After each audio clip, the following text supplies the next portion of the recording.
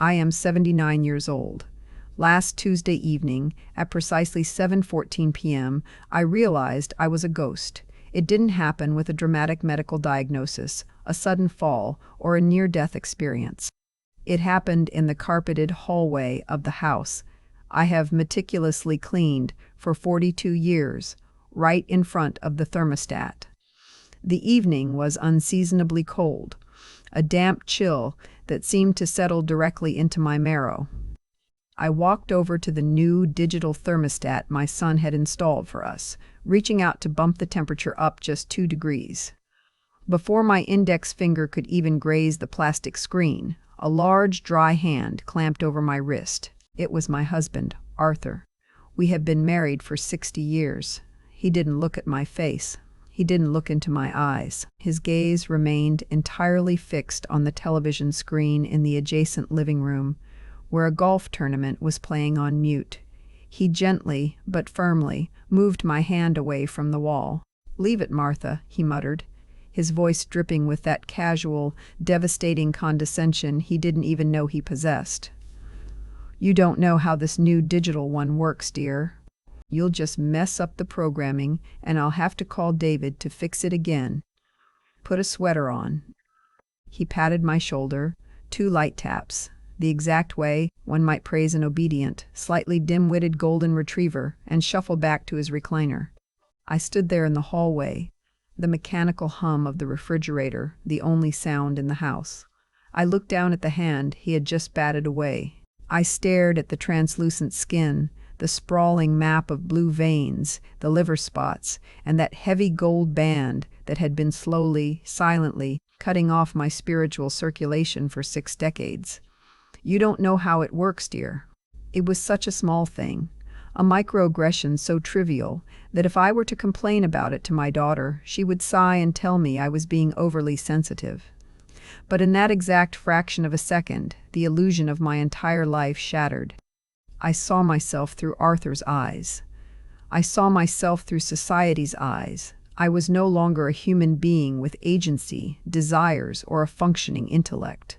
I was an appliance, a comfortably worn-in armchair, a domestic fixture that reliably produced pot roasts, folded laundry into perfect squares, and remembered everyone's birthdays, but was deemed entirely incapable of understanding a simple machine. I had spent 60 years making sure everyone else was warm, well, fed, and comfortable, entirely burying my own identity to be the perfect wife and the sacrificial mother. And my reward, to be treated like a toddler in my own home, to be systematically stripped of my autonomy, piece by piece, dial by dial, decision by decision. I looked at Arthur's back, slumped in his leather chair. I felt no sudden burst of fiery rage. Instead, a profound, eerie stillness washed over me. It was the absolute, terrifying clarity of a woman who realizes she has been buried alive, and the only person who can dig her out is herself. I was a ghost haunting my own living room, waiting for the physical death to finally catch up with the psychological one. But as I stood shivering in the hallway, feeling the cold air against my frail skin, a strange, feral heartbeat began to drum in my chest. "I am not a ghost yet," I whispered to the empty hallway, my voice trembling not with age, but with a terrifying new clarity. "And I absolutely refuse to die in this house." I walked away from the thermostat, leaving Arthur to his muted golf tournament, and locked myself in the master bathroom. The sharp click of the brass bolt sliding into place was the loudest sound I had made all day. It was the only boundary in this house that was truly mine. Under the unforgiving, sterile glare of the vanity lights, he leaned over the porcelain sink and confronted the stranger staring back at me. Society looks at a 79-year-old woman and sees a harmless, fading artifact. They see papery skin, age spots, and thinning white hair styled into the practical, invisible bob of a grandmother. They see a posture permanently stooped from decades of bending over cribs, scrubbing bathtubs, and retrieving Arthur's discarded socks from the floor. My body had become a museum of their needs, a monument to a lifetime of yielding. But as I leaned closer, until my breath fogged the glass. I looked past the sagging eyelids and the deep trenches around my mouth, and there she was. I didn't see an old woman.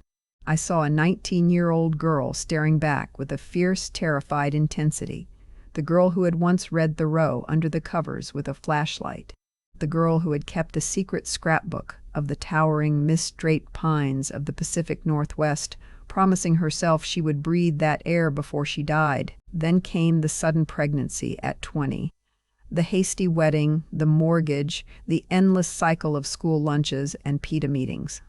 I had swallowed my map and swallowed my voice to become a good mother and a devoted wife. That 19-year-old girl hadn't died. She had just been holding her breath for 60 years. The tragic irony of aging is that the soul does not wrinkle.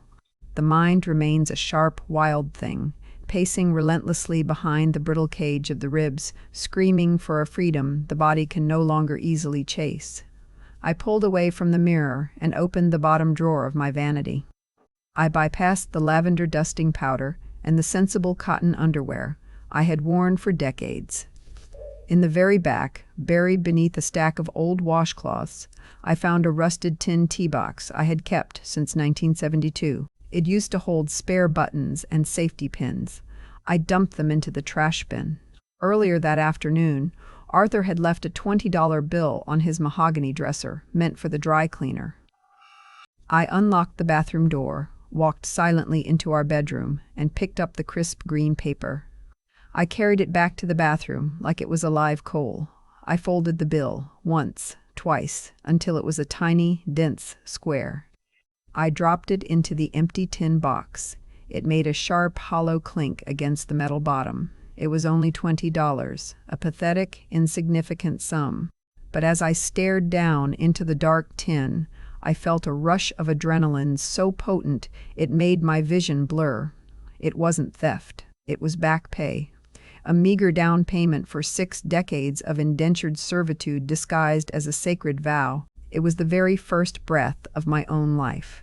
"This is how the empire falls," I whispered to the 19-year-old girl in the mirror, slipping the tin back under the washcloths. Not with a shout, but with a single stolen 20. Our house smells like a well-kept mausoleum. For 40 years I have scrubbed the baseboards with lemon bleach, polished the oak cabinets with oil, and pressed Arthur slacks with heavy choking starch. Recently, a new, inescapable layer has settled over the upholstery, the faint, powdery scent of his blood pressure medication, intertwined with the sharp medicinal sting of muscle rub. It is the smell of a life winding down, of meticulously managed decay. It is the scent of a waiting room for death. I refuse to die smelling like lemon bleach and beta blockers. The following Thursday, while Arthur was at his weekly Rotary Club luncheon, a predictable 3-hour window where my existence, or lack thereof, would go entirely unnoticed. Why took my old sedan out of the garage? I didn't just drive to our local market, where the cashiers know my name, and ask about my grandchildren. I drove onto the interstate, crossing 2 county lines. My knuckles were white on the steering wheel, but my heart was hammering a frantic, triumphant rhythm against my fragile ribs. In a dingy strip mall electronics store, wedged between a pawn shop and a laundromat, I executed the next phase of my rebellion. I paid $60 in cash stolen, penny by penny, from the weekly grocery budget over the last month for a cheap, black, prepaid burner phone. The teenager behind the counter, snapping his chewing gum, barely glanced at me. To him, I was just a confused, doddering grandmother, probably buying an emergency phone for the glove box. He didn't see the insurgent standing in front of his register. He didn't know he was arming a prisoner of war. I didn't wait to get home. Sitting in my parked car in the alley behind the strip mall, I tore open the plastic packaging and powered the device on. The cheap screen glowed with a harsh blue light, illuminating the deep creases around my eyes. It wasn't just a phone. It was a portal. It was an untraceable lifeline to a reality where I existed as an individual, not as Arthur's wife or David's mother. I didn't type in casserole recipes or pharmacy hours. I typed off-grid cabins for sale, Pacific Northwest. Deep forest. Images flooded the tiny screen. Towering, ancient Douglas firs. Thick, green moss clinging to wet bark. Heavy fog rolling over jagged black mountains. I closed my eyes and breathed in the stale, dusty air of my sedan, but in my mind, my lungs filled with the sharp, intoxicating scent of crushed pine needles, wet earth, and wood smoke. The wildness of it called out to the 19-year-old girl still pacing inside my chest. For the first time in 60 years, I had a secret. I had a whole, sprawling universe hidden in the bottom of my purse, buried under a pack of peppermint candies and spare tissues. They think my world is shrinking to the size of a living room rug, I whispered to the glowing screen, tracing the digital outline of a distant, untamed mountain peak. There is a precise, suffocating rhythm to folding a man's dress shirt. First, the collar, smoothed flat against the ironing board. Then the sleeves, tucked sharply across the back, mimicking an embrace that hasn't held any real warmth in decades. Finally, the bottom half folded up, trapping the empty arms inside. I have performed this silent, domestic origami tens of thousands of times. I am a master of it, but lately, as my liver-spotted hands move with the mindless muscle memory of a servant, my spirit is soaring 3,000 miles away, hovering over the jagged coastlines of Oregon. I have become an Academy Award-winning actress, starring in a play only I know is a tragedy. The greatest performance of my career takes place every Sunday evening at 6:00 p.m., the family dinner. Last night, the dining room was filled with the clatter of silverware and the booming, self-important voices of my children. David, my eldest, sat across from his sister Sarah. I sat at the foot of the mahogany table, the invisible anchor of the family, methodically chewing a piece of dry pot roast. "She's getting frail, Dad," David said, pointing his fork in my general direction, but never making eye contact with me. He spoke at a volume usually reserved for the hard of hearing, though my ears are perfectly fine. "Did you see her hands shaking when she poured the water? We really need to talk about hiring a part-time nurse. Or at least moving their bedroom downstairs." "I agree," Arthur chimed in, wiping his mouth with a linen napkin I had washed and ironed. "She gets confused with the thermostat now. It's for her own safety." They discussed my decline, the way one discusses the weather, inevitable, mild, and slightly inconvenient. They talked over my head, analyzing my physical decay, as if I were an interesting medical exhibit, rather than a living, breathing woman sitting 2 feet away. They saw a brittle, trembling 79-year-old grandmother who needed to be managed, coddled, and eventually comfortably institutionalized. But my hands had not been shaking from frailty. Beneath the heavy lace tablecloth, my hands rested in my lap, steady as a sniper's. My pulse was a slow, powerful drumbeat. If they had bothered to look closely at my eyes, they wouldn't have seen the milky confusion of dementia. They would have seen the cold, glittering focus of an assassin. Because 3 hours earlier, while they thought I was napping in the sunroom, I had taken my burner phone and logged into the secret, encrypted bank account I had slowly funded by quietly pawning the hideous diamond tennis bracelets Arthur had bought me over the years as apologies for his emotional absence.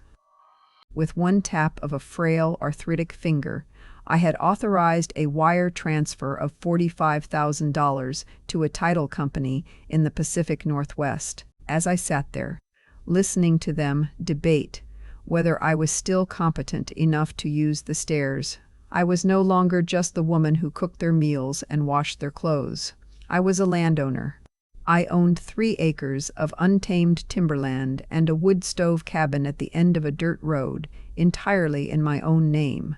Martha's name, not Arthur's wife, not David's mother, just Martha. I smiled the gentle, vacant, accommodating smile I had perfected over 60 years, picked up my water glass, and took a slow sip. The water tasted like victory. "Go ahead and build my cage, my darlings," I whispered inwardly, dabbing my lips with a napkin while they argued over my bedtime. "By the time you lock the door, the bird will already be gone." A 60-year marriage leaves a heavy, suffocating residue of things.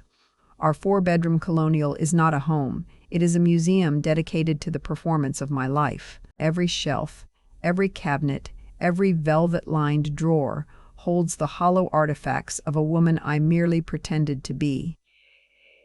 There is the Royal Dalton china, painted with delicate, nauseating pink roses. Arthur bought it for our 25th anniversary because his mother had a similar set. I always hated pink.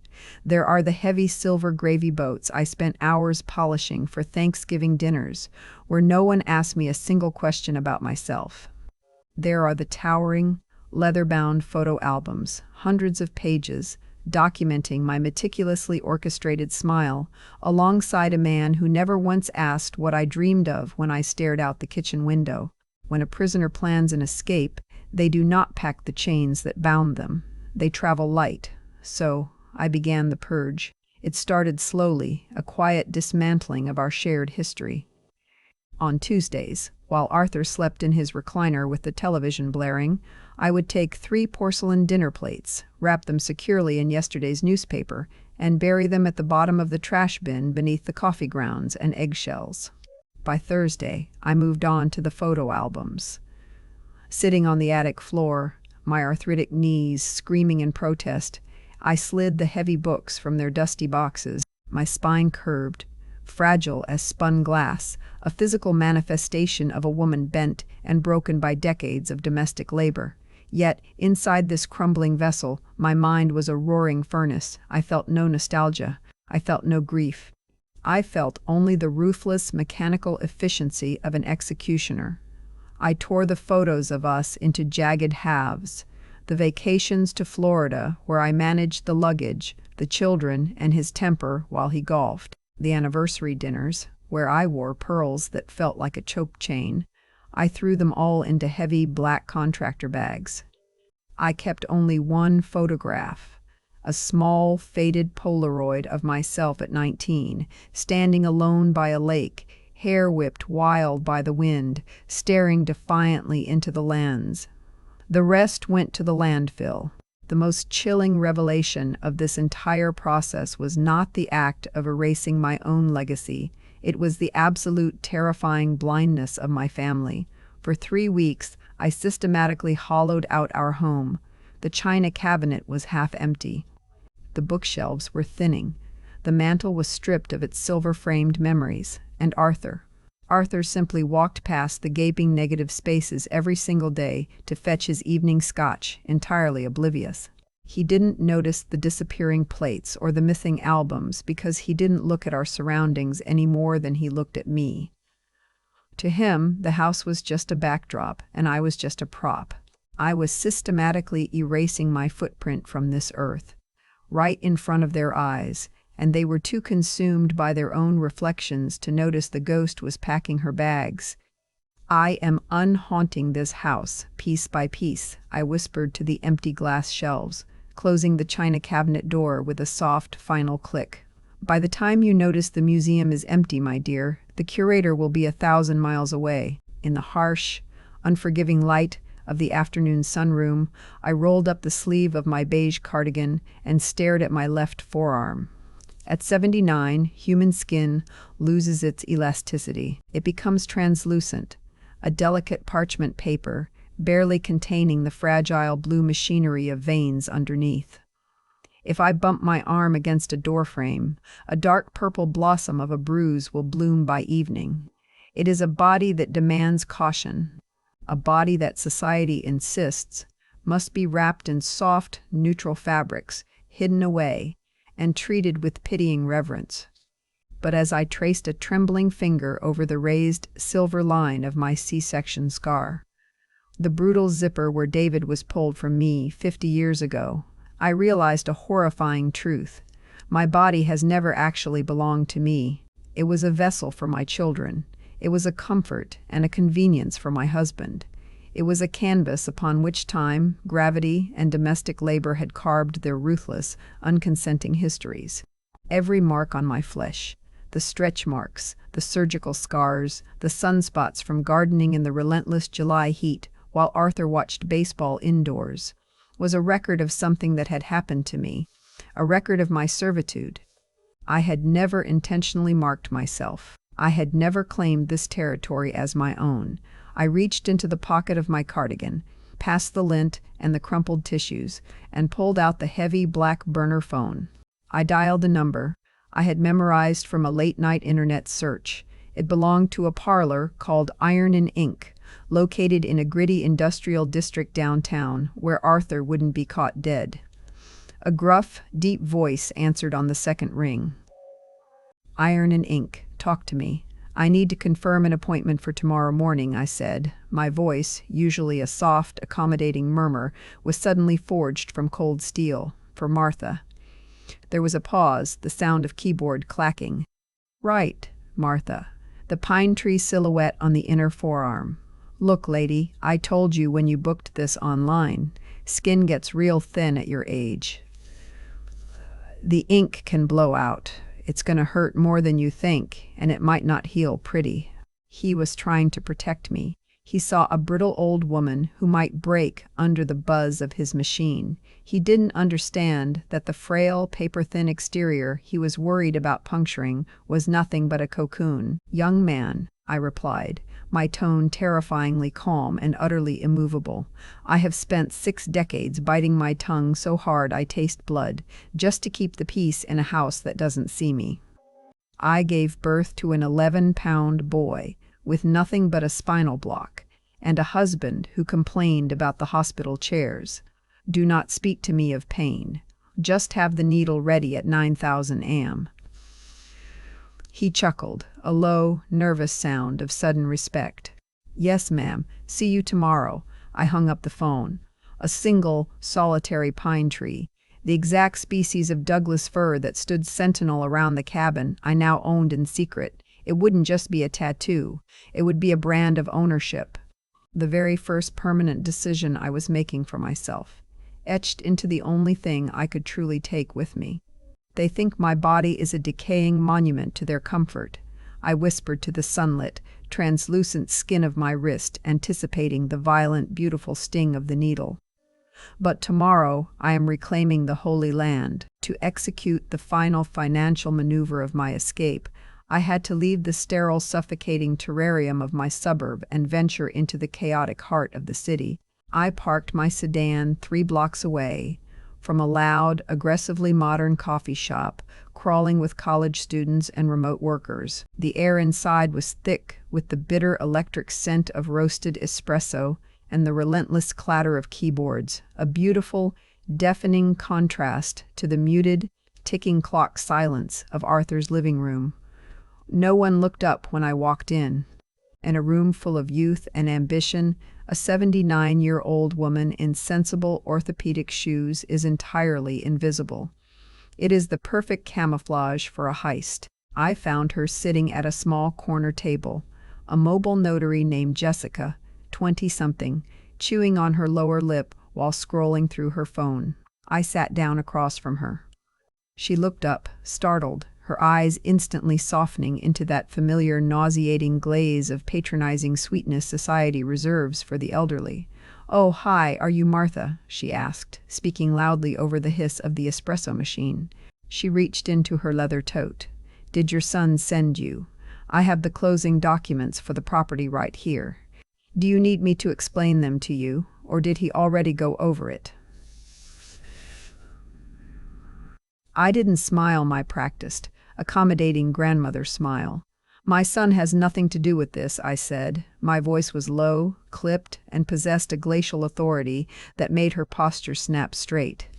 "I am purchasing this property in cash, sole ownership.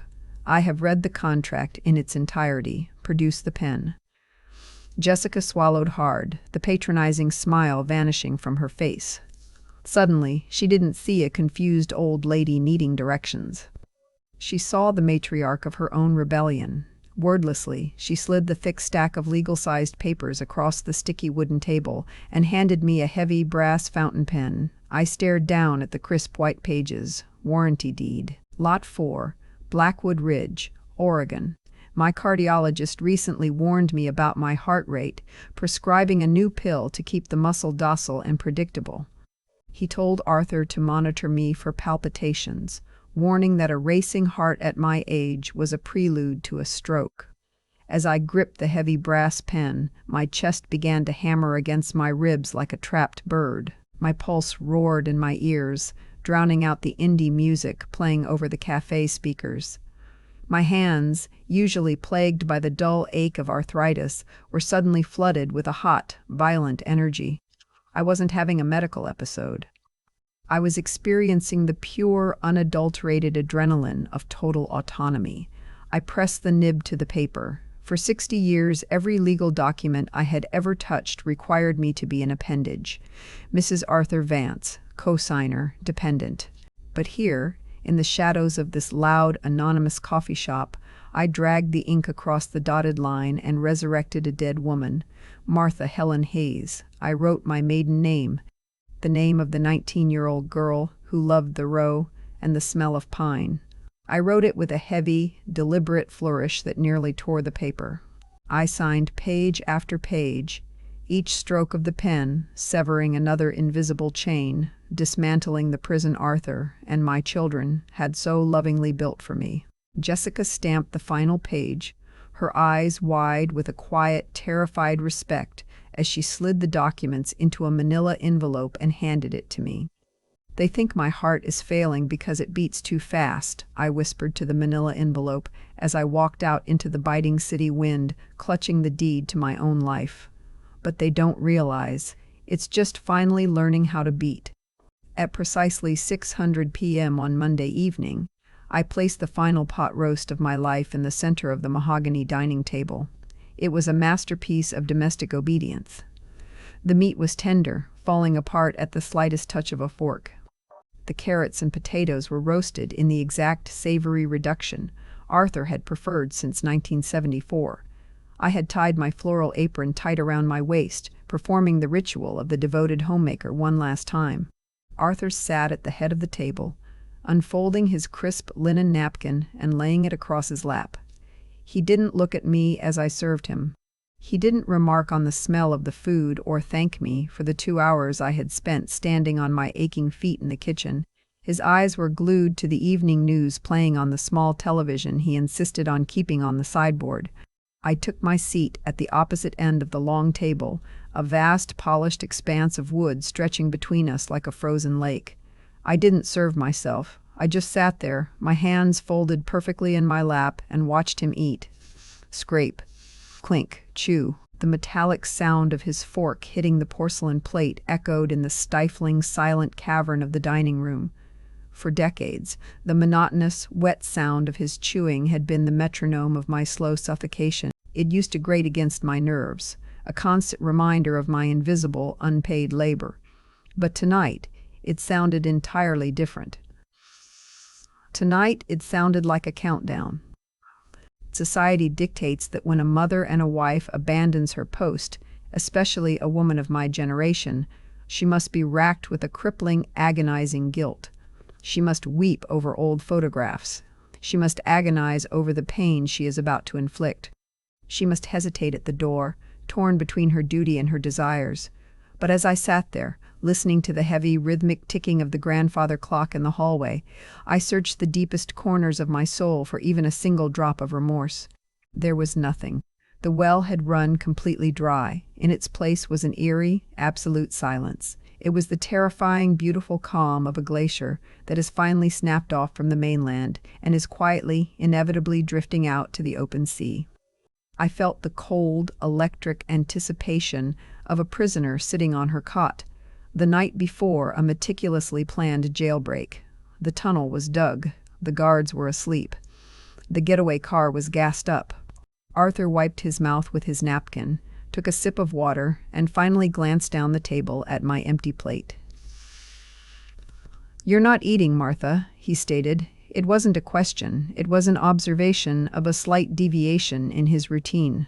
"I have lost my appetite for this, Arthur," I replied, my voice smooth and placid as a pane of glass. He grunted, his eyes already drifting back to the television screen. "Suit yourself.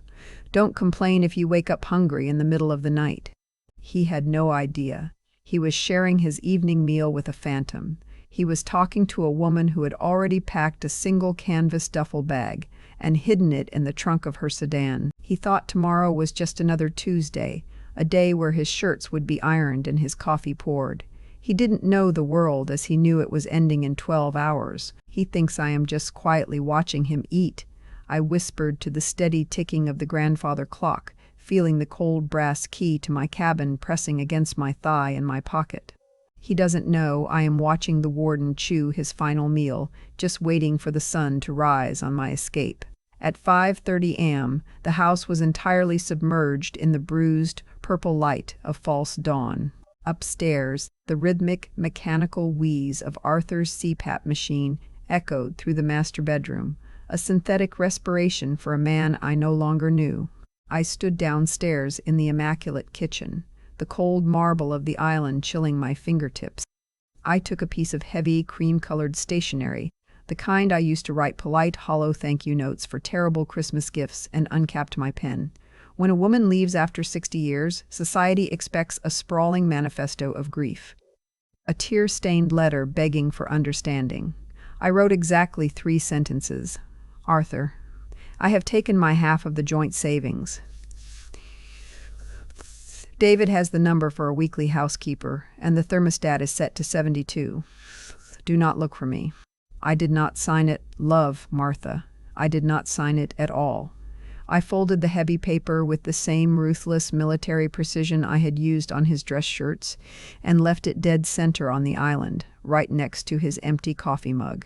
I walked to the front door, picked up my single canvas duffel bag, and stepped out into the biting morning air.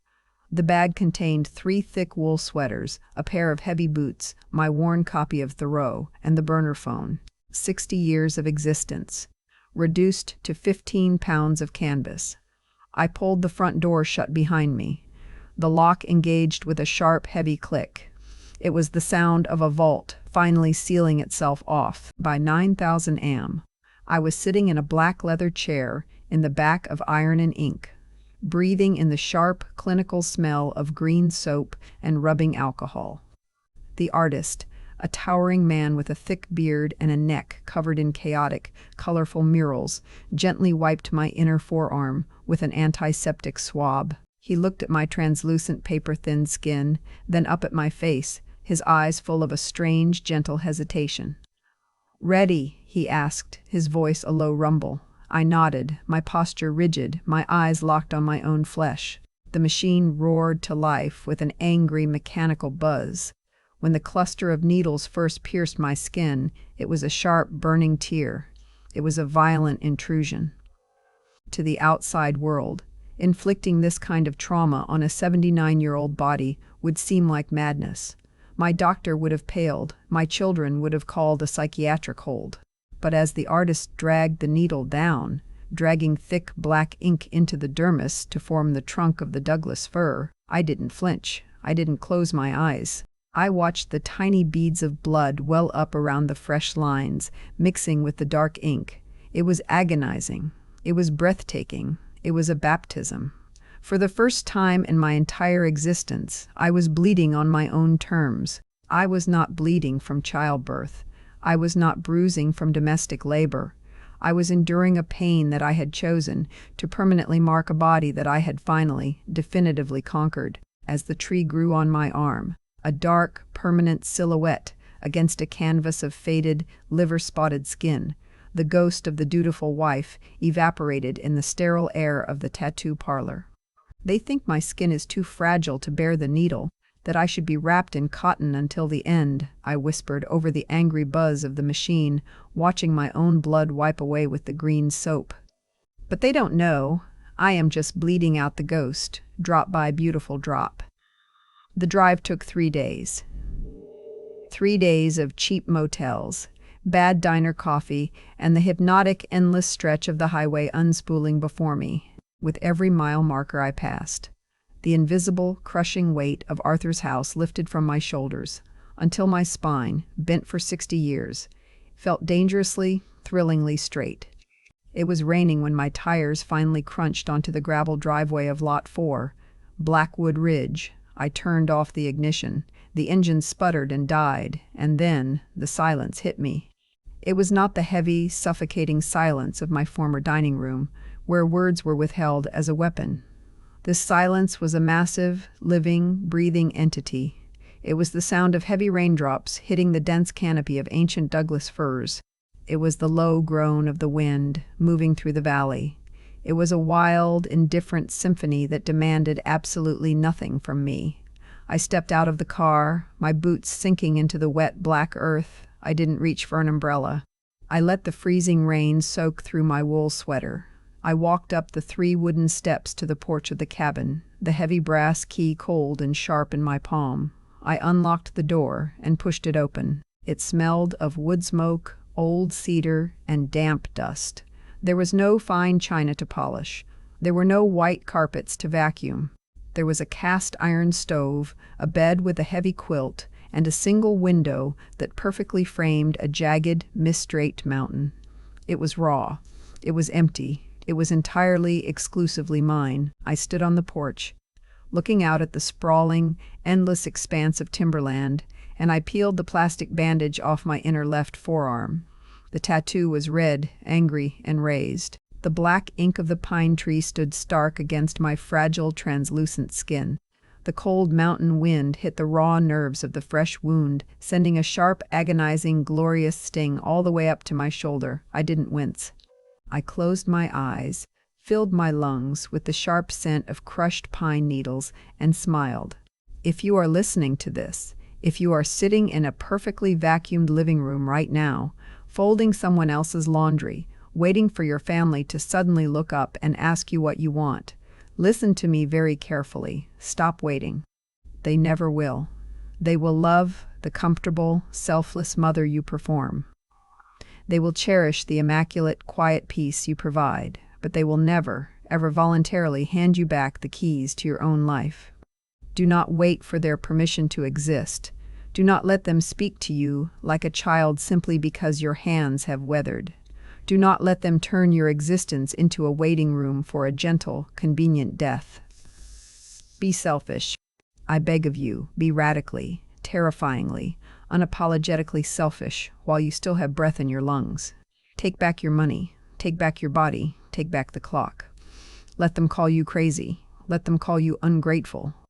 Let them be shocked when the museum is empty. Never hand over the pen that writes the end of your story to someone who only uses you as a footnote. I am 79 years old. My joints ache, my skin is paper, and I have never been more dangerous. They think I walked into these woods to disappear, to quietly fade away. I whisper to the howling mountain wind, tracing the bleeding ink on my arm as the storm rolls in. But they don't know. I didn't come here to die. I came here to finally, brutally, beautifully live. I